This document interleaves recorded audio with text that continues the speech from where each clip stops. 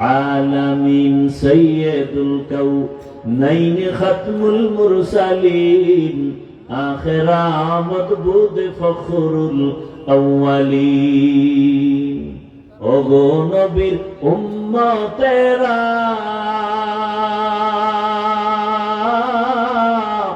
হয়ে আজি দিশাহারা,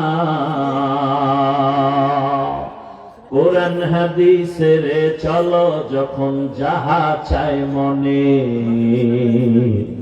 নবী বিনে কে দাঁড়াবে পুলসিরাত মিজানে, নবী বিনে কে দাঁড়াবে পুলসিরাত মিজানে। উম্মতের কান্ডারি নবী কাঁদছেন উম্মতের লাগি, এখনো কাঁদেন নবীজি শুয়ে মদিনার পানে, নবী বিনে কে দাঁড়াবে পুলসিরাত মিজানে, নবী বিনে কে দাঁড়াবে পুলসিরাত মিজানে। খারাপ লাগে আপনাদের? ঘুমের টান আছে? আমার তো জানা মতে বাঙালি রাতে মোবাইলের হক আদায় করে, কেউ ঘুমায় না। আমি ঘুমাই না তো আপনি কেমনে ঘুমাইবেন? ইমাম সাহেব ঘুমায় না, আপনি কেমনে ঘুমাইবেন? আমরা হুজুরেরা যদি সারা রাত অনলাইনে থাকি তো আপনাদের উভয় কি? আল্লাহ হেদায়েত দান করুন। এই জন্য অল্প টাইম কখন বলি এত কথা। আবু হুরায়রা রাদিয়াল্লাহু তাআলা আনহু বলেন, মদিনাতুল মুনাওয়ারা একজন সাহাবী মক্কা থেকে আসছেন হেঁটে হেঁটে, এসে দেখে মদিনার মাঝে আবু হুরায়রা, চারপাশে মানুষ ভিড় করে বসে আছে। হাদিস শুনে আবু হুরায়রা থেকে, বয়ান শুনে, হঠাৎ আবু হুরায়রা বলেন, ওই সাহাবী ভিড় কমার পর আমার কানের সাথে মুখ লাগায় কয়, আবু হুরায়রা সাহেব একটু কথা বলবো। ডেকে নিয়ে পাশে গেলেন আর বললেন, আমি মক্কা থেকে হেঁটে হেঁটে কষ্ট করে আসি, আমার একটা হাদিস শোনাবেন, তবে একা একা শোনাবেন। ওই হাদিস, যেই হাদিসটা আপনাকেও নবী বড় আদর করে শুনাইছেন। আবু হুরায়রা বলেন, আমি তার হাতটা ধরে মদিনা এক পাশে একটা নির্জন ঘরের মধ্যে চলে গেলাম। ওখানে যাইয়া ওই সাহাবী ভাইকে বসাইয়া আবু হুরায়রা বলেন, এই ভাই, রহমতের নবী এমন একটা নির্জন জায়গায় আমি আবু হুরায়রাকে বসাইয়া একটা হাদিস শুনাইছিলেন, কেউ ছিল না, নবী আর আমি। ওই বইলেই একটা চিৎকার দিয়ে আবু হুরায়রা বেহুশ হয়ে গেছে। সাহাবী ভয় পেয়ে গেলেন। হুঁশে আসার পরে আবার সাহাবী আবু হুরায়রা বলেন, রহমতের নবী আমাকে এইভাবে নির্জনে বসাইয়া, নবী আর আমি ছাড়া কেউ নাই, একটা হাদিস শুনাইছেন, ওই হাদিসটা তোমার আজ শোনাবো। আবার বেউ আবু হুরায়রা চোখের পানি ছেড়ে কান্না করে বেউসা আবার হুঁশে আসলেন। আবার বলে, রহমতের নবী যেই হাদিসটা আমি আবু হুরায়রাকে একা শুনাইছেন, ওই হাদিস আমি আজ আপনাকে শোনাবো। এ কথা বলে আবার বেউস, তিনবার বেউস হয়েছে হাদিসটা শোনানোর সময়। এইবার চতুর্থবার কান্না করে আর বলেন, রহমতের নবী হাদিস বলছেন, কিয়ামতের দিন যেদিন কায়েম হয়ে যাবে, সব মানুষ উলঙ্গ দাঁড়াবে, নারীরাও উলঙ্গ, পুরুষেরাও উলঙ্গ দাঁড়াবে। এ পুরো জমিন হবে কিয়ামতের মাঠ। মুসলমানের প্রথম কিবলা বাইতুল মাকদিস, সিরিয়ার জমিন হবে আল্লাহর বিচারালয়, স্টেজ আদালত। কোন বর্ণনায় আছে বাইতুল্লাহর পাশে আরাফার ময়দান হবে বিচারালয়, আদালত। তবে বিশুদ্ধ বর্ণনাই হলো সিরিয়ার জমিন হবে আদালত। ওই দিন রহমতের নবী বলেন, সবার আগে 3 জন ব্যক্তি জাহান্নামে যাবে, এর আগে কেউ জাহান্নামে যাবে না। 3 জন ব্যক্তি। কেমন 3 জন? দুনিয়ার সব বিবেকওয়ালারা বলে এই 3 জন বিনা হিসাবে জান্নাতে যাবে। মানুষের বিবেক বলে 3 জন লোক কোথায় যাবে, কিন্তু হাকিকতে যাবে কই? জাহান্নাম। আবু হুরায়রা কান্না করে বলে, ভাই ওই 3 জনের ভেতরে প্রথম আল্লাহ একজনকে ডাকবেন, জামা কাপড়ে রক্ত মাখা, ডেকে বলবেন, আসো, তোমার শরীরের জামা কাপড়ে রক্ত লাগানো কেন? বলে, হে মালিক, আমি যুদ্ধের বীর যোদ্ধা, শহীদ, আমি যুদ্ধের ময়দানে গিয়া শহীদ হয়েছি, সেই রক্ত লাগানো আমার লাশ, আমার কাপড়। এবার আল্লাহ কয়, যুদ্ধ কেন করছিলি? বলে, ইসলামের পতাকা উঠাবার জন্য, উড্ডিং করার জন্য। আল্লাহ কয়, মানুষ তো তাই জানে, আমি তো তোর ভেতরেরটা জানি, তোর ভিতরের খবর আমি জানি, এটা মানুষ জানে না। মানুষ জানে তুই যুদ্ধের জন্য ইসলামের স্বার্থে গেছু, আমি জানি তুই দুনিয়া পাওয়ার আশায় গেছো। মানুষ তোরে স্বাগতম দিবে, স্মৃতির পাতায় ইতিহাস লিখবে, ছবি আঁকবে, হাত উঁচু করে যুদ্ধের ময়দানে বুকে গুলি নিছে। ইতিহাস আল্লাহর জন্য করো নাই। মানুষ তোমাকে বীর বাহাদুর বলবে, আল্লাহ বলবেন, এটা তো তুই দুনিয়ায় পেয়েছো, দুনিয়ায় পেয়েছো, আমার আদালতে কিচ্ছু নাই। আল্লাহ অর্ডার করবেন, জাহান্নামের ফেরেশতা, এরে ধর, জাহান্নামের শিকল লাগায় জাহান্নামে নিয়ে যাও। সহিহ হাদিস। দ্বিতীয়, আমার মতো মাওলানা যারা এদের ডাকবেন, এই বক্তা আসো, মাওলানা সাহেব আসো, মাদ্রাসায় অনেক ছাত্র পড়ছে, কিন্তু তোরে আমি আলেম বানাইছি, বল কোরআন হাদিসের এলেম দিয়ে কি করছো? আলেম বলবে, আল্লাহ তুমি জানো না, কণ্ঠ বাজায় বাজায় মানুষের দাওয়াত দিছি, নামাজের কথা বলছি, রোজার কথা বলছি, পর্দার কথা বলছি। আল্লাহ কয়, মানুষ তো তাই জানে, আমি তোর ভেতরেরটা জানি। তোর নাম যদি পোস্টারে নিচে দিত, তোর মেজাজ গরম। নামটা যদি ছোট হয়ে যাইতো, মেজাজ গরম। নামের শুরুতে আল্লামা না লেখলে মেজাজ গরম। এটি কেউ জানে না। হাদিয়া যদি কমায় দিত, তোর মনে কষ্ট। তোরে মাওলানা না বললে মনে কষ্ট।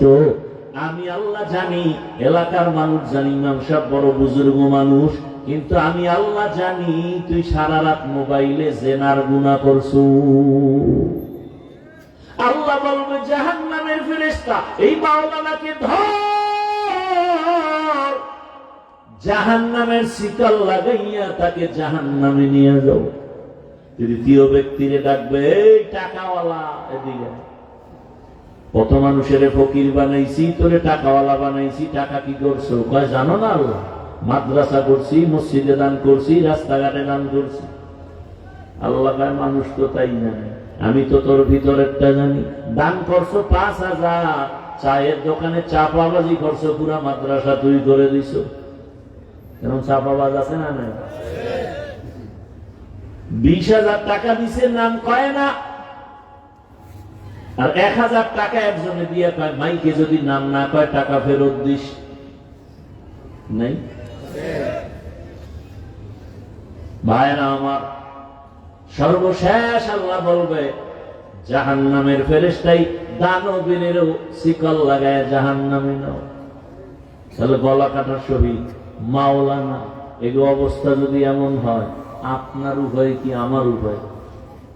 চিন্তা করা দরকার আছে না না? ওমর বলেন, হাসিবু আনফুসাকুম ক্বাবলা আন তুহাসাবু।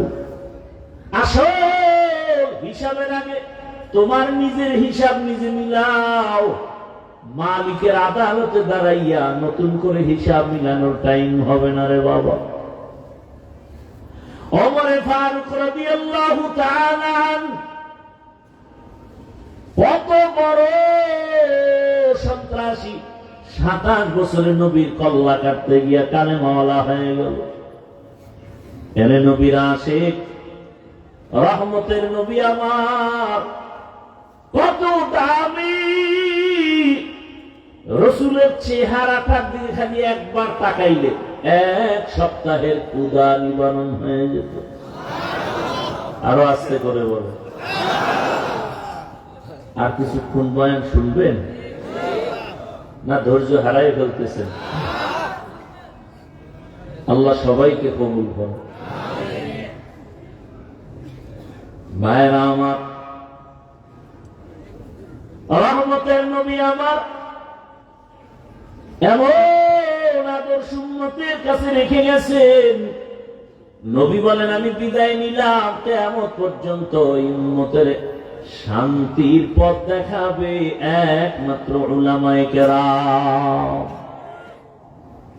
নিঃস্বার্থভাবে দেখাবেন। দুনিয়াতে সব স্বার্থপর। আমার মালিক আপনাকে আমাকে এত দয়া করছেন, কোন স্বার্থ নাই। আল্লাহ যদি স্বার্থপর হইতে, আল্লাহ তা পানি বাতাস সব ভোগ করিয়া আমরা যারা আল্লাহরে মানি না, ঘুমের মধ্যে আমাদের মেরে ফেলতেন। বরং আল্লাহ মারেন নাই। করোনার মতো বিপদও আল্লাহ আমাকে বাঁচায় রাখছেন। আল্লাহ না মেরে বারবার ডাকে, আসো, তওবার পথে আসো। একবার কবি, ইয়া রব্বি গফিরলি, আল্লাহ মাফ করো, তোর গুনাহ মাফ। এমনকি এই ময়দানে যারা আসছেন, আল্লাহ পাক এইরকম একটা মজলিস আরশে আজিমের মধ্যে ফেরেশতার মাধ্যমে আল্লাহ মিলাইয়া বক্তা হিসেবে আল্লাহ বয়ান করেন, আমাদের প্রশংসা করেন। আর ফেরেশতাদের বলেন, এলিঙ্গার ওই কলেজ মাঠে যারা আসছে কোরআনের মহাব্বতে, ঘোষণা দিয়ে দিলাম তাদের জীবনের সব গুনাহ মাফ। আতিনা ফি দারে দুনিয়া না হাসান, আতিনা ফি দারে আকবা না হাসান, ইয়া গিয়াসাল মুস্তাগীসিন ইহদিনা ওয়াফতিখারা بالعلوم والغنى ہر گوری دینے کو تو تیار ہے، جو نہ مانگے اس سے تو بیزار ہے। দুনিয়ার সবাই এই মোনাজাতটা দিয়েই দেবো, কিন্তু না আপনাদের যে জোর করে বয়ান শোনাবো এই দায়িত্ব তো আল্লাহ আমাকে দেয় না। আমার ভাল লাগে না, তো আমার দরকার কি এত চিল্লা পাল্লা করবার? আমি চলে যাই মোনাজাত দিয়ে। হ্যাঁ, কিন্তু বেরামি মানুষগুলো, মানুষের লজ্জা না থাকলে আর কি করা? ১৫০০ বছর আগে রাসূল বলে গেছেন, লা ঈমান লিমান লা হায়া আলা।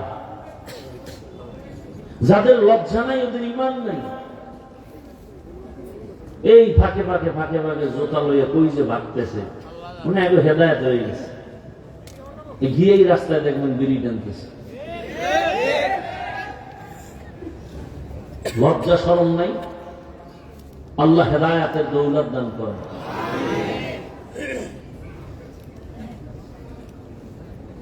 ভাইরা আমার,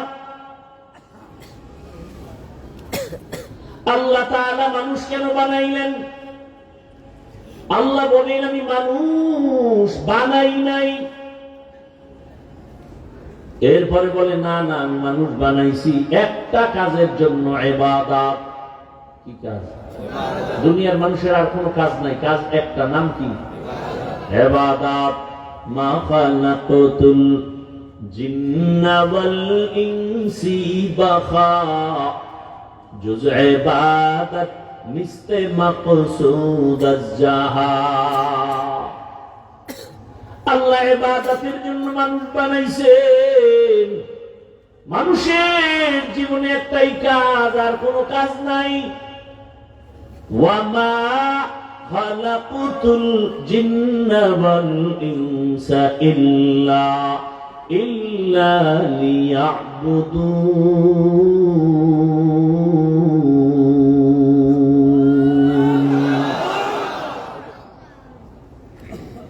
আল্লাহ তাআলা লিয়াবুদুনের ব্যাখ্যায় অনেক মুফাসসিরিনে কেরাম লিখছেন লিয়ারিফুন। আরাফা ইয়ারিফু থেকে মারিফত। আয়াতের তরজমা হলো আমি মানুষ বানাবার একমাত্র কারণ আমার মারিফত অর্জন করার জন্য। মারিফত মানে পরিচয় লাভ করা। কার পরিচয়?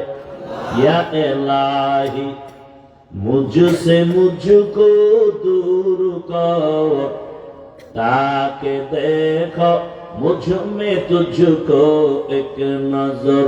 या इलाही तू मेरा महबूद है, या इलाही तू मेरा माशूक है। যারা কয় মারিফত বলতে কিছু নাই, এরা ভণ্ড। এরা কি? আর একদল কয় মারিফতই আসল, শরীয়তের বেল নেই, এরাও ভণ্ড। আছেন এরকম কেউ? আউল বাউল ফাউল কথা বলেন না কেন?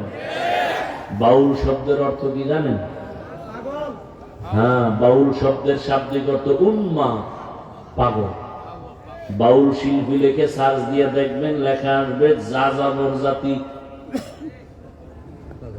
ওরা বোধহয় নামটা স্বপ্নে পাইছিল বাউল, এই জন্য স্বপ্নে পাগল হয়ে গেছে। কথা ঠিক না? যত পাগল যেখানে পাগলামি করুক, কিন্তু আমার আল্লাহ, আমার রসুল, আমার ইসলাম, আমার কোরআন হাদিস জীবনের মূল। জীবনের মূল কি? ইসলাম। এখানে যদি কেউ একটু বাঁকা কথা কয়, জীবনের এক বিন্দু রক্ত দিয়া হলেও এই বিষয়ে কাউকে ছাড় দেয়া হবে না। আমার বাবার সাথে মাঝে মাঝে তর্ক লাগে না? লাগে না? লাগে। কিন্তু বাবারে কেউ অপমান করবে, এটা কি সন্তান মেনে নিবে? হ্যাঁ যুবকরা, মেনে নিবি? তোমার সামনে যদি কেউ তোমার বাবারে অপমানজনক কথা বলে, তুমি তো যদি বাবার আসলেই মহাব্বতের সন্তান হও, কলারটা ধরেই তুমি বলবাই, বেয়াদব সাবধান, আমি আমার বাবার সাথে তর্ক যাই করি না কেন, আমার বাবারে ছোট করবি, চামড়া তুলে ফেলবো। কথা ঠিক? তাহলে এই কথাটাই তুমি অন্তরে ঢুকাও ইসলামের লাইন। এখানে বহু আল্লাহর বান্দা নামাজ পড়ে না ঠিক মতো, রোজা রাখে না, দাড়ি রাখে না, পর্দা করে না, আছে না? কিন্তু আল্লাহকে তো ভালোবাসে। কি?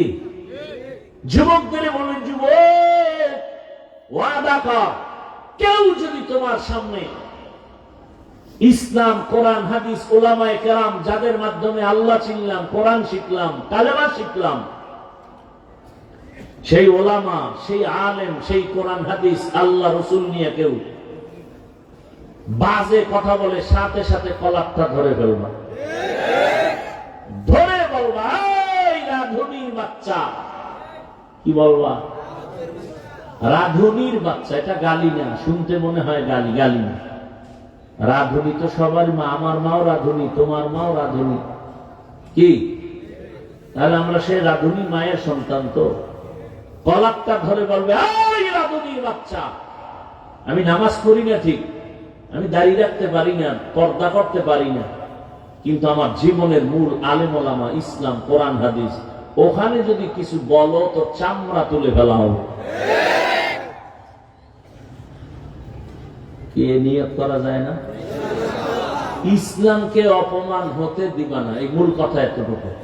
তুমি নামাজ পড়তে পারো না ঠিক মতো, তোমাকে বুঝাবো, গালি দিব না, কিন্তু ইসলামকে, কোরআন হাদিস, আলেম ওলামাকে কেউ যেন অপমান করার সুযোগ না পায়। কি এতটুকু আল্লাহর প্রতি ভালোবাসা নাই? থাকলে তো এত আন্দোলন করা লাগতো না আমাদের দেশে। জুলাই স্বাধীনের পরেও শান্তি নেই। কি আছে? তাহলে বোঝা গেল ওই স্বাধীন সফল হয়নি।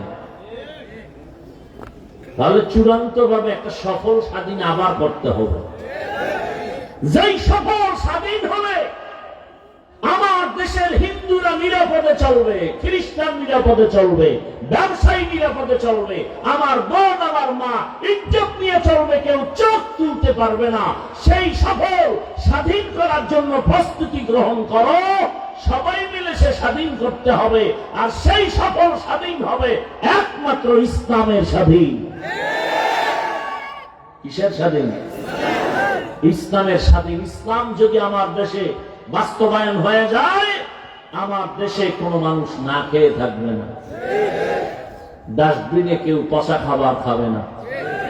ইসলাম আসলে সব গরিব ধনী হয়ে যাবে, সব চোরেরা ভালো হইয়া টাকার মালিক হয়ে যাবে, বাড়ির মালিক হয়ে যাবে, গাড়ির মালিক হয়ে যাবে। আমি চ্যালেঞ্জ দিয়ে বলছি, তুমি ইসলাম বুঝো না, এই আলোচনাগুলো হয় না, এই জন্য মানুষ মনে করে ইসলাম আইলে আমি বিড়ি টাননেওয়ালার উপায় কি? পৃথিবীর একজন আলেম কুল শিরোমণি শাহ আতাউল্লাহ বুখারী বয়ান করতেছেন জান্নাতের বয়ান। মা তাশতাহি আনফুসুকুম, জান্নাতে গিয়া যা চাইবা তাই পাইবা। একজন কয় বিড়ি পাওয়া যাইব নি? যেমন প্রশ্ন তেমন জবাব।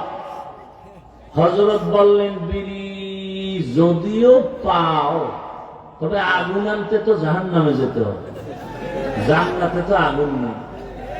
আর জাহান্নামে যদি বিড়ি ধরাইতে যাও, হেইনি জায়গা ফিরে টের পাবি যে কত ধানে কত চাল।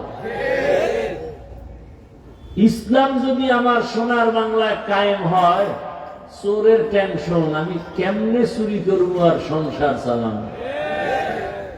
ইসলাম যদি আমার দেশে আসে, বিড়ি করে টেনশন, আমার বিড়ি টানার নেশার কি হবে? আছে না? এই বিষয়গুলো হুদা ধান্দা করে, চিন্তা করে না, জবাব পায় না, এই জন্য বহুত পেরেশানি আছে। আচ্ছা, এই যে প্যান্ডেলটা, এটা সুন্দর না? ভালো না খারাপ? আচ্ছা, এই প্যান্ডেলে কি এমন কেউ আছে বিড়ি টান এরকম কেউ নাই? আচ্ছা, এই ওয়াজে আসার পরে 2-3 ঘন্টায় কয়টা বিড়ি টানছে? কেন এখানে লাগিলে কেউ বই রয়েছে যে বিড়ি টানলেই ফিটা? হ্যাঁ, আচ্ছা, কেউ মাইক লয়ে বলছে এই বিড়ি টানা যাবে না বলছে, তো ওই লোকটা একটা বিড়িও টানলো না। যে কুয়াশার ভিতরে কিচ্ছু দেখা যায় না, মুখে আগুন দেখা যায়, সেই লোকটা 2-3 ঘন্টা এখানে বয়ান শুনলো, একটা বিড়ির টান দিল না, চিন্তায়ও আসলো না। কারণটা সেই পরিবেশ। ইসলাম আসলে তো পুরো দেশের পরিবেশটা এমন হবে যে নিজের থেকেই বলবা যে এই পরিবেশে বিড়ি টানা যায় না, এই পরিবেশে আতর লাগানো যায়। চুরি করে কেন? অভাবে। আমার দেশে কিছু কিছু বেশিরভাগ চোর যারা গরিব, ওরা চুরি করে। অল্প সংখ্যক চোর গরিব, এরা অভাবের চুরি করে। বেশি আমাদের দেশের চোর হলো শিক্ষিত চোর। এই চোরগুলো চুরি করে স্বভাবে। স্বভাবের চোরের চুরি বন্ধ করতে লাগবে তাকওয়া। আর অভাবের চোরের চুরি বন্ধ করতে ইসলাম বলবে অর্থনীতি কায়েম করো। মুসলমানের অর্থনীতি, ইসলামের অর্থনীতি চলে আসলে সব গরিব ধনী হয়ে যাবে, যাকাত নেওয়ার লোক পাওয়া যাবে না। কারণ সব অর্থনীতি ইসলামের গরিবের সহযোগিতা করার জন্য। আর এই বর্তমান দুনিয়ার নাস্তিকতার অর্থনীতি ধনীকে আরো ধনী বানায়, গরিবরা আরো ফকির বানায়। ব্যাংকে যাবেন যে আমারে 1 কোটি টাকা লোন দাও, কোন গরিব যদি দেয় দিবে? বড় লোক গেলে বলবে 1000 কোটি টাকা দেব, মানে তেলা মাথায় তেল, তেলা মাথায় তেল। তাহলে ইসলাম আসলে চোর যে অভাবে চুরি করে, সে অভাব থাকবে না, চুরি করবে কেন? আমরা বুঝি না যে ইসলাম কেমন শান্তি। হিন্দুরাও শান্তি পাবে ইসলাম আসলে, খ্রিস্টানরা শান্তি পাবে ইসলাম আসলে। সব মানুষ তার ইজ্জত নিয়ে নিরাপদে চলবে, কোনো টেনশন নেই। আর ইসলাম ছাড়া কোনদিন দুর্নীতি বন্ধ করা যাবে না, চুরি বন্ধ করা যাবে না। একদল কয় ইসলাম আসলে তো হাত থাকবে না, কাটতে ভালোই সব। সৌদি আরব সোরের আটকালে মানে হাতওয়ালা কোনো মানুষই নেই। কি সৌদি আরবের কোনো মানুষ নাই হাতওয়ালা? ফাও বই বই চিন্তা মরাটারে মারো কেন, খাইল কেন? আল্লাহ হেদায়েত দান করুন। আল্লাহরে এত দুর্বল মনে করছেন? আল্লাহর কোরআন ইসলামকে এত দুর্বল ভাইবেন না। আল্লাহ দিছেন ইসলাম মানুষের কল্যাণ, তো কল্যাণই হবে। দেখেন আমাদের দেশ তো ইসলামী আইনে চলে না, চলে, কিন্তু এরপর আমরা যারা ইসলাম নিয়ে বেঁচে আছে, আমাদের শান্তি আছে না নাই? আমাদের সম্মান আছে না নাই? এটাই প্রমাণ ইসলাম আছে, শান্তি আছে। ইসলাম নাই, সেখানে শান্তি নেই। নাকি ওই পশুর মতো বিক্রি হবেন ভোটের আগের রাত্রে? আল্লাহ হেদায়েত দান করুন। ওয়ামা খালাকতুল জিন্না ওয়াল ইনসা ইল্লা লিয়াবুদুন। আল্লাহ তাআলা বলেন ইবাদতের জন্য আমি মানুষ বানিয়েছি, আর কোনো কাজ নাই। মানুষের একমাত্র কাজ হলো ইবাদত। এবার আমি সংক্ষেপে বলছি ইবাদত কি এবং কেন এবং কিভাবে করো। মানুষের জীবনের প্রতিটি ক্ষেত্রে আল্লাহর হুকুমকে বাস্তবায়ন করার নাম ইবাদত। আল্লাহর হুকুম বাস্তবায়ন করো, এর নাম ইবাদত। কেন করব ইবাদত? বলে যে আল্লাহর দেওয়া সূর্যের আলো নিতেছি, বাতাস নিতেছি, যে আল্লাহর দেওয়া মোহাব্বতের কণ্ঠ দিয়ে কথা বলতেছি। আমার জবানের কথা এত সুন্দর, যিনি আমার এত সুন্দর কণ্ঠ দিছেন তিনি আরো কত সুন্দর। কথা বলেন না কেন? তার একটু দেখতে মনে চায় না? হ্যাঁ, তো ইবাদত করো। আল্লাহ কয় ইবাদত করবি, আমার সাথে হবে মোলাকাত, আমি পুরস্কার দিব তোরে জান্নাত। আতিনা ফি দারে দুনিয়া না হাসান, আতিনা ফি দারে উকবা না হাসান, ইয়া গিয়াসাল মুস্তাগীসিন ইহদিনা লাফতিখারা বিল উলুমে ওয়াল গিনা। ইবাদত কি? আল্লাহর হুকুম বাস্তবায়ন করার নাম ইবাদত। কেন করব? রবের মোলাকাত, বিনিময়ে পাবো পুরস্কার, জান্নাত। কোন সিস্টেমে করব? বলে মাত্র এক সিস্টেম, হলো মদিনাওয়ালা রাসূলের তরিকা। নবীর আদর্শ মেনে তুমি বাজার করো ইবাদত, নবীর আদর্শ মেনে তুমি ঘুম যাইবা ইবাদত, নবীর আদর্শ মেনে তুমি বাথরুমে যাও ইবাদত, নবীর আদর্শ মেনে তুমি ব্যবসা করো ইবাদত। তুমি যা করো রাসূলের তরিকায় করো ইবাদত। নবীর তরিকা বাদ দিয়ে নামাজ পড়বা, ইবাদত হবে না। নবীর তরিকা বাদ দিয়ে রোজা রাখবা, ইবাদত হবে না। কারণ আমার নবীর আদর্শ এত সুন্দর, জমিনে এমন সুন্দর আদর্শ আর কারো নাই। রহমতের নবীর আদর্শ এত সুন্দর। ও আমার কলিজার যুবক, কয়দিন আর দুনিয়াতে বাহাদুরি করবা? ও আমার পর্দার আড়ালের মা বোনেরা, আমি শুরুতেও বলেছিলাম, এই যে এতক্ষণ আপনাদের বয়ান শুনাইতেছি, একবারও কিন্তু বলি নাই যে সবাই তাবলিগে যেতেই হবে। বলছি? আমি একবারও বলি নাই মাদ্রাসায় পড়তেই হবে, পীরের কাছে যেতেই হবে। ও আল্লাহর বান্দা, আমি যেটা বুঝাতে চাই, যে যে লাইনে আছে ওখানে থেকে জান্নাতের টিকিট রেডি করো। তুমি স্কুলে পড়ো, কলেজে পড়ো, চাকরি করো, ব্যবসা করো, তোমার লাইনে জান্নাতের পথে মানুষ কি নাই? আমার কলিজার যুবকদের বলবো, আমার দেশে মাওলানা মুফতি মুহাদ্দিসের অভাব নাই। আমার দেশে বড় অভাব আদর্শবান ডাক্তার নাই, আদর্শবান ইঞ্জিনিয়ারের অভাব, আদর্শবান প্রফেসরের অভাব, আদর্শবান ওসি ডিসিএসপির বড় অভাব। আজ আমার দেশের জেলা, থানা, সব জায়গার chairman, member, OC, DC SP, army, police, BDR যদি 5 ওয়াক্ত নামাজি হতো, আমার সমাজে বয়ান চলতো ঘরে ঘরে, কোন সুদখোর থেকে অনুমতি নেওয়া লাগতো না। এরে আমার যুবক, দোয়া করে গেলাম, তুমি ওসি হও, এসপি হও, ডিসি হও, ডাক্তার হও, প্রফেসর হও, চেয়ারম্যান, মেম্বার, এমপি হও, তবে ছোট একটা দাবি বেয়াদব হইবা না, সাবধান। বলবা হাফিজ ভাই ডাক্তার হব বেয়াদব হব না, ইঞ্জিনিয়ার হব বেয়াদব হব না, তার ব্যাখ্যা কি? তার সংক্ষেপ ব্যাখ্যা, 3 জায়গা থেকে বরদোয়া নিবা না, জীবন সফল।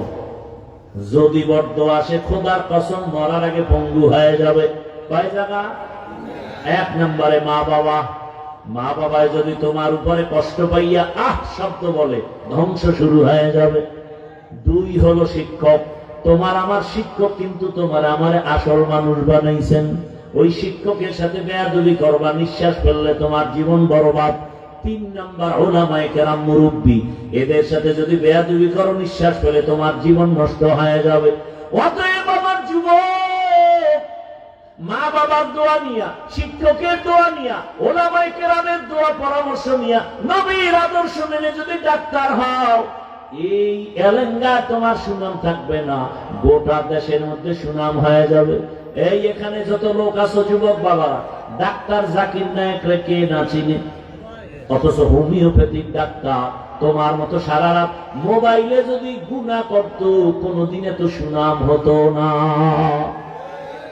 মানুষের জীবনে ধ্বংস হওয়ার যত বদনাম আছে, মারাত্মক বদনাম 2টা, অর্থ কেলেঙ্কারি, নারী কেলেঙ্কারি। চরিত্র অমূল্য ধন। তুমি স্কুল কলেজে পড়ো, তোমার মতো যুবক কলেজে পড়ে, নামাজ পড়ে, তুমি একটু সাক্ষী দেওয়া আসেনি? তোমার বিবেককে জিজ্ঞাসা করো, তোমার কপালে কার বরদোয়া লাগছে, তুমি পারো না কেন?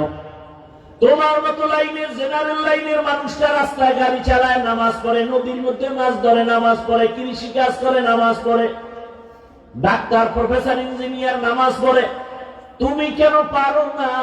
তোমার কপালে আমার আল্লাহর লানত, বেজার হয়ে গেছে গুনার কারণে আমার আল্লাহ।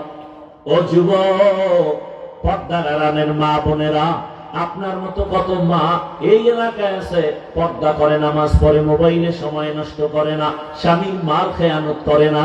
আম্মা জান, আপনারা কেন পারবেন না? কয়দিন দুনিয়ায় বাহাদুরি করবেন? চোখের সামনে লাশ আর লাশ, পানির নিচে, ঘুমের বিছানায়, গাড়ির নিচে লাশ।